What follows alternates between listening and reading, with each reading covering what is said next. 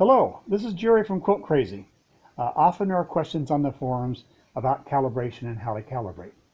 Of course, the fine folks at Lighten Up Technologies did a video a couple of years ago on how to do calibration. I'm going to kind of expand on that a little bit and show you a way to use the full width of your frame to increase the accuracy of the calibration. You can, of course, calibrate your wires in one of two different ways. One is to use a calibration factor that's printed on your drive wire package, or to manually calibrate it through the calibration process. I certainly recommend the latter. The longer the distance that you use to calibration, the better the accuracy.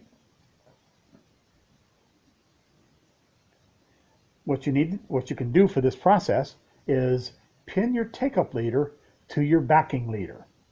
Now, if for some reason your backing leader and take-up leader are not long enough to be pinned together, simply insert a piece of fabric the width of your frame, just turn a fabric sideways, and pin the three together.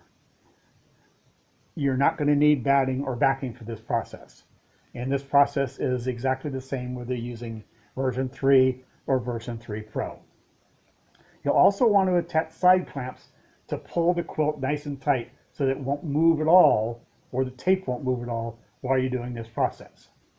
So we've got our tape pinned down. So what we're going to do is we're going to select quilting options.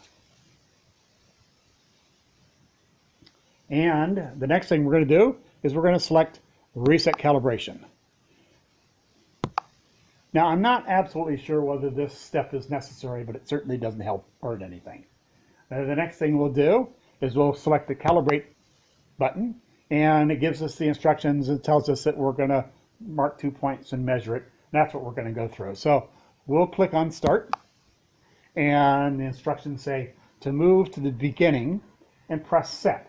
Now, you can do this with a laser, without a laser. I'm going to do it here without a laser for those that don't have lasers. And we'll move our head right to 0. And we're going to set our first point. It then tells us to move to the second point. So what we're going to do is we're going to go all the way down the quilt as far as our tape is, or as far as our head will go. And I'll go down here to 105 inches. We'll put it right at 105 and press second. Now we need to select the distance line, and we're going to enter the distance that we just did, which was 105 inches. And we'll select done.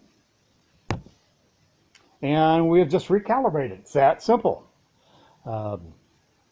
This is also a great place, if you're using a laser, to go ahead and redo your offset calibration. I hope this was helpful. And if you have any questions, I'm on most of the QBOT forums. It's Jerry Mack, or you can email me at quilt@quiltcrazy.biz. That's quiltcrazy.biz. Again, thank you, and good night.